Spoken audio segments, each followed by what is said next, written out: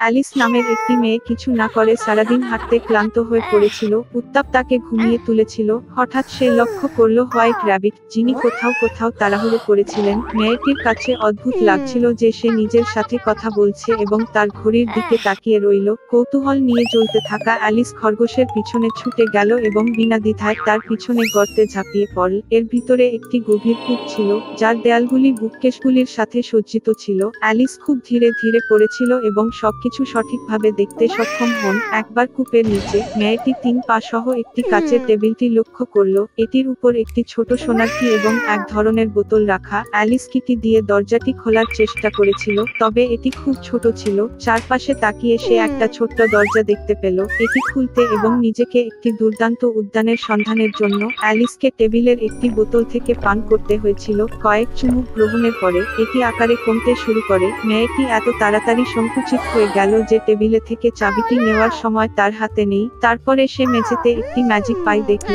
Alice একটি কামড় নেওয়ার সাথে সাথেই তিনি দ্রুত উপরের দিকে বাড়তে শুরু করলেন। মেয়েটি এত বড় হয়ে গিয়েছিল যে সে লালিত দরজা দিয়ে আর যেতে পারছে না। অ্যালিস এত কাঁদতে লাগলো যে খুব শীঘ্রই তার কাছে একটি বিশাল কোট ফোটে। এই মুহূর্তে তিনি হোয়াইট খরগোশটি লক্ষ্য করলেন। মেয়েটি তাকে ডেকেছিল, কিন্তু সে তাড়াহুড়া করেছিল এবং ভয় তার গ্লোভস এবং পাখা ফেলে দেয়। অ্যালিস তাদের তুলে নিল এবং কিভাবে সে সংকুচিত হতে শুরু করেছে নোটিসের কারণ ছিল একটি জাদু ফ্যান। অ্যালিস তার নিজের কান্নার পুকুরে পড়ে গেল। যখন তাকে উপকূলে নিক্ষেপ করা হয়েছিল, তখন মেয়েটি আবার খরগোশের দিকে লক্ষ্য করেছিল। তিনি এলিসকে তার কাজের মেয়েটির সাথে বিভ্রান্ত করেছিলেন এবং নতুন গ্লোভস এবং একটি ফ্যানের জন্য অবিলম্বে বাড়ি যাওয়ার নির্দেশ দেন। অর্ডার আদেশটি সম্পাদন করতে দৌড়ে গেল মেয়েটি। খরগোশের বাড়িতে সে কৌতূহল প্রতিহত করতে পারেনি এবং বোতল থেকে কিছু তরল পান করেছিলেন। এর ফলে অ্যালিস বিশাল আকারে বেড়ে যায় এবং দ্রুত পুরো বাড়িটি পূর্ণ করে তোলে। তিনি কেবল পাইগুলির জন্য ধন্যবাদ সংকুচিত করতে সক্ষম হন। আগের দিকগুলি ফিরে পেয়ে মেয়েটি পালিয়ে গেল। শীঘ্রই তিনি একটি বিশাল মাশরুম দেখতে পেলেন, যার উপরে একটি বিশাল নীল রঙের শুকনো বসে আছে। অ্যালিস তার কাছে তার উচ্চতায় ক্রমাগত পরিবর্তনগুলি নিয়ে অভিযোগ করেছিলেন। শুঁয়োপোকা মেয়েটিকে এক টুকরো মাশরুম খেতে পরামর্শ দিয়েছিল। অ্যালিস একটি ছোট কামড় খেয়েছে এবং শেষ পর্যন্ত তার স্বাভাবিক উচ্চতায় ফিরে আসে এবং সে এগিয়ে গেল। হঠাৎ অ্যালিস একটা বাড়ি দেখতে পেল। ভিতরে উকে মেয়েটি রান্নাঘরে ছিল, যেখানে সে দুচেসকে কাঁদতে কাঁদতে কাঁদতে কাঁদতে বাচ্চা শিশুটিকে দেখল। এক বিশাল বিড়ালটি মেঝেতে বসে কান থেকে কানে হাসছিল। ডাচেস এলিসকে বুঝিয়ে দিয়েছিল যে সে হাসছে কারণ এটি চেশির বিড়াল ছিল। হঠাৎ বিড়ালটি অদৃশ্য হয়ে গেল এবং শিশুটি কান্নায় কেটে গেল। ডাচেস শিশুটিকে অ্যালিসের হাতে দিয়েছিল এবং সে নিজে রানীর কাছে দিয়েছিল। মেয়েটি অবাক হয়ে জানতে পেরেছিল যে সে একটি শিশুকে ধরেছে না, তবে একটি সত্যিকার ছোট্ট শূকর। বিড়ালটি পুনরায় উপস্থিত হয়ে এলিসকে মার্চ হেয়ার সন্ধানের পরামর্শ দিয়েছিল এবং তারপরে সে অদৃশ্য হয়ে গেল এবং কেবল তার হাসি বাতাসে রইল। মেয়েটি রাস্তায় ধাক্কা মারল। শীঘ্রই তিনি মার্চ হেয়ার বাড়িটি দেখতে পেলেন। চা পার্টি শুরু করার ঠিক সময়ে অ্যালিস এসেছিল। টেবিলটি বিশাল ছিল, তবে কেবল মার্চ হেয়ারে ম্যাড হ্যাটার এবং সোনার মাউস এতে বসেছিল। তারা কাউকে টেবিলে বসতে দেয়নি এবং বলেছিল যে কোনো জায়গা নেই। অ্যালিস শিখেছিল যে সময় হত্যার শাস্তি হিসাবে তারা ধারাবাহিকভাবে চা পান করতে বাধ্য হয়েছিল। আর এবং হ্যাটার প্রতিটি সম্ভাব্য উপায়ে মেয়েটিকে ঠাট্টা বিদ্রূপ করেছে এবং তাকে উপহাস করেছে। এই রকম অভদ্রতা সহ্য করতে না পেরে সে চুপচাপ উঠে উঠে চলে গেল। শীঘ্রই অ্যালিস নিজেকে একটি দুর্দান্ত বাগানে আবিষ্কার করলেন। তিনি উদ্যানগুলিতে খেয়াল করলেন যারা কার্ড খেলেন তারা সাদা গোলাপ লাল লাল। মেয়েটি এতে খুব অবাক হয়েছিল। তিনি শিখেছিলেন যে তাদের রানী লাল গোলাপ পছন্দ করে এবং কেবল সাদা রঙের বেড়ে ওঠে। সামান্যতম অপরাধের জন্য রানী তার দাসদের মৃত্যুদণ্ড কার্যকর করেছিলেন। উদ্যানপালকরা বলেছিলেন যে সে এখন যে চাকরটি কুকিগুলি চুরি করেছে সে বিচার করছে। অ্যালিস খুব আগ্রহী ছিলেন এবং তিনি আদালতে যান। সেখানে সে মার্চ হেয়ার এবং ম্যাড হ্যাটার সাক্ষ্য দিচ্ছিল। যখন তারা শেষ করল, রানী হঠাৎ অ্যালিসকে জিজ্ঞাসাবাদের জন্য ডেকে আনলো। মেয়েটি জবাব দিল যে সে কিছুই জানে না এবং চাকরকে ছেড়ে দেওয়ার আদেশ দিল। রানী রেগে গিয়ে মেয়েটিকে ধরার নির্দেশ দিলেন। এই মুহূর্তে অ্যালিস অনুভব করেছিল যে সে আবার বাড়তে শুরু করেছে। মেয়েটি বুঝতে পেরেছিল যে এগুলি কেবল কার্ড এবং সেগুলি সে ভয় পায় না এবং ঠিক সেই মুহূর্তেই জাদুটি অদৃশ্য হয়ে গেল। অ্যালিস একটি ক্লিয়ারিং এ জেগেছিলেন যেখানে তিনি প্রথম হোয়াইট খরগোশ দেখেছিলেন। চারপাশে একটি পরিচিত ল্যান্ডস্কেপ ছিল, পরিচিত শব্দ শোনা গেল, তাই এটি কেবল একটি স্বপ্ন ছিল, চিন্তা করেছিলেন অ্যালিস। একবার দুটি বাচ্চা এবং তাদের সৎ মাকে নিয়ে একটি কাঠকাটা ছিল। ছেলের নাম হ্যান্সেল এবং মেয়েটির নাম গ্রেটেল। তারা এত খারাপভাবে বাস করত যে কখনো কখনো খাওয়ারও কিছু ছিল না।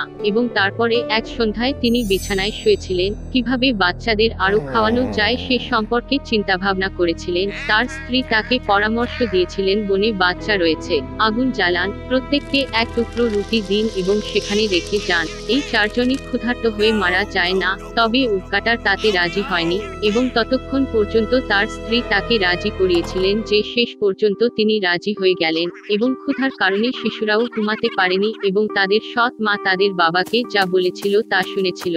এবং যখন বাবা মা ঘুমিয়ে পড়েছিলেন, হ্যান্সেল গোপনে ছুটে গেলেন বাড়ি থেকে। অফ চাঁদ উজ্জ্বলভাবে জ্বলজ্বল করছিল এবং সাদা পাথর মুদ্রার মতো চকচকে করছিল। হ্যান্সেল তার যতটুকু ফিট করতে পারে ততটা পকেট করেছে। তারপরে তিনি বাড়িতে ফিরে গেলেন এবং শিশুরা বিছানায় গেলেন।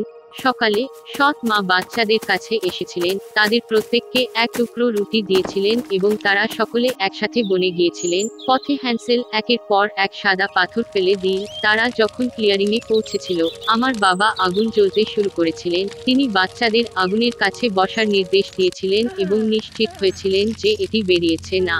যখন তারা এবং তাদের সৎ মা আরো কাঠের জন্য গিয়েছিলেন, তারা বসে বসে ক্লান্ত হয়ে ঘুমিয়ে পড়েছিল। বাচ্চারা যখন জেগে উঠল তখন চারদিকে অন্ধকার রাত এবং যখন পুরো মাসটি আকাশে উঠল, হ্যান্সেল তার বোনকে হাত ধরে নুড়িগুলির মতো চকচক করে সেই পথের সন্ধান করল। তারা সারা রাত হেঁটেছিল এবং ভোর হলে তারা তাদের বাবার বাড়িতে আসে।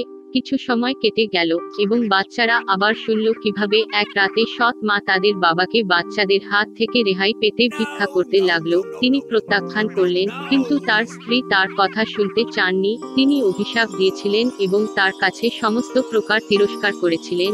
বাবা মা যখন ঘুমিয়ে পড়েছিলেন, হ্যান্সেল শেষবারের মতো পাথর সংগ্রহ করতে চেয়েছিলেন, তবে সৎ মা দরজাটি তালাবদ্ধ করে রেখেছিলেন এবং ছেলেটি বাড়িটি ছাড়তে পারেনি। খুব ভোরে বাচ্চাদের প্রত্যেককে একটি করে রুটি দেওয়া হয়েছিল। এটি আগের সময়ের চেয়েও কম ছিল। বনে পথে বায়নার তার পকেট তার টুকরা ছিন্ন ভিন্ন মাটিতে ক্রুম্বিয়ে ফেলে দিল। সৎ মা তাদের আরো বনে নিয়ে গেলেন। আবার একটি বড় আগুন জ্বালানো হয়েছিল এবং বাবা তাদের এবং তাদের সৎ মা আরো কিছু কাঠ কাটাতে বাচ্চাদের আগুন দেখার জন্য নির্দেশ দেন। মধ্যাহ্ন ভোজনের সময় গ্রেটেল তার রুটির টুকরোটি হ্যান্সেলের সাথে ভাগ করে নিয়েছিল। তারা ঘুমিয়ে পড়েছিল। অন্ধকার রাত পড়লে আমরা জেগে উঠি এবং এরপরে একটি মাস উপস্থিত হল এবং তারা তাদের পথে একত্রিত হল, কিন্তু তারা একটিও টুকরোটি খুঁজে পেল না, কারণ বনের মধ্যে হাজার হাজার পাখি এলোমেলো করে দীর্ঘদিন ধরে এই ক্রমগুলি খাচ্ছিল। তাই বাচ্চারা অনেকক্ষণ হাঁটল, কিন্তু তারা বনের বাইরে বেরোতে পারেনি। হঠাৎ রাস্তা তাদের কুড়েঘরের দিকে নিয়ে গেল। কাছাকাছি এসে বাচ্চারা দেখতে পেল যে বাড়িটি সমস্ত রুটি এবং বিস্কুট দিয়ে তৈরি এবং উইন্ডোজগুলি খাঁটি চিনির তৈরি। হ্যান্সেল উপরে উঠে ছাদের একটি টুকরো ছিল আর তখন কুড়েঘরের দরজা প্রশস্তভাবে খুলে গেল আর বৃদ্ধা এক টুকরো করে ঝুঁকে পড়ল। ক্যাম্প হ্যান্সেল এবং গ্রেটেল এতটাই ভয় পেয়েছিল যে তারা এমনকি তাদের হাত থেকে তাদের তীরবিদগুলি ফেলে দেয় এবং বুড়ো মহিলা সদয় ছিল এবং তাদের কুড়েঘরে তাদের আমন্ত্রণ জানিয়েছে। টেবিলে ইতিমধ্যে প্রচুর খাদ্য ছিল, দুধ, কুকিজ, আপেল এবং বাদাম। রাতের খাবার শেষে বৃদ্ধা শিশুদের জন্য দুটি পরিষ্কার বিছানা তৈরি করেছিলেন এবং হ্যান্সেল এবং তার বোন ভেবেছিলেন তারা স্বর্গে রয়েছে।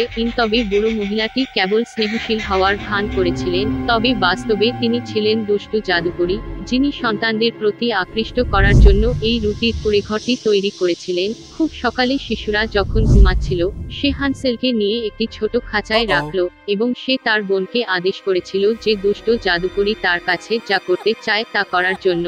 বুড়ো মহিলা ছেলেটিকে পরে খাওয়ার জন্য মোটা করার সিদ্ধান্ত নিয়েছে। সুতরাং গ্রেটেল হ্যান্সেলের জন্য সবচেয়ে সুস্বাদু খাবার রান্না করা শুরু করেছিল এবং সে নিজেই বাকি কিছু ছাড়া কিছুই পেল না। কিছু সময় কেটে গেল, ছেলেটি মোটা তাজা হল না। তারপরে বৃদ্ধা আর অপেক্ষা করতে চাননি এবং হ্যান্সেলকে রান্না করে খাওয়ার সিদ্ধান্ত নেন। তিনি গ্রেটেলকে চুলা জ্বালিয়ে জল প্রয়োগ করার নির্দেশ দিলেন। চুলা উষ্ণ হয়ে গেলে বৃদ্ধা তাকে চুলার মধ্যে আরোহণের জন্য এবং যথেষ্ট গরম আছে কিনা তা দেখতে আদেশ করলেন। তাই তিনি মেয়েটিকে আগুনের মধ্যে ঠেলে দিয়ে তাকে বেক করতে চেয়েছিলেন, তবে গ্রেটেল জানতেন তার মনে কি আছে। তিনি বলেছিলেন যে সেখানে কিভাবে নামবেন তিনি জানেন না এবং ডাইনিকে মাকে নিজেকে দেখাতে বললেন। বৃদ্ধা রেগে গিয়ে চুলায় উঠে গেলেন। তারপরে গ্রেটেল তাকে ধাক্কা দিলেন এবং জাদুকরীটির পিছনে শাটারটি ধাক্কা মারল। বাহ! বৃদ্ধা তখন কত ভয়ানক কেঁদেছিল। এদিকে গ্রেটেল ছুটে এসে হান্সেলের কাছে এসে খাঁচা খুলে দিয়ে তাদের ভাইকে মুক্তি দিয়ে তারা ডাইনের ঘরে গেল, যেখানে সমস্ত কোণে মুক্ত এবং মূল্যবান পাথরের বাক্স ছিল। তাদের পকেটগুলি তাদের সাথে পূর্ণ করে বাড়ি চলে গেল। বেশ কয়েক দিন ধরে বাচ্চারা তাদের ফিরে যাওয়ার পথ খুঁজছিল। বনটিকে আরো বেশি পরিচিত বলে মনে হয়েছিল এবং শেষ পর্যন্ত তারা তাদের বাবার বাড়িটি দূরত্বে দেখতে পেল। বাচ্চাদের জীবিত দেখে তিনি কত আনন্দিত হয়েছিলেন। হ্যান্সেল এবং গ্রেটেল ডাইনি থেকে নিয়ে যাওয়া সমস্ত মুক্ত এবং রত্নগুলি মেঝেতে পড়ে এলেছিল। খাবার নিয়ে ভাবার দরকার ছিল না এবং তারা বাঁচতে এবং আনন্দ করতে শুরু করে। আর বাবা দুষ্ট সৎ মাকে বাড়ি থেকে তাড়িয়ে দেয়।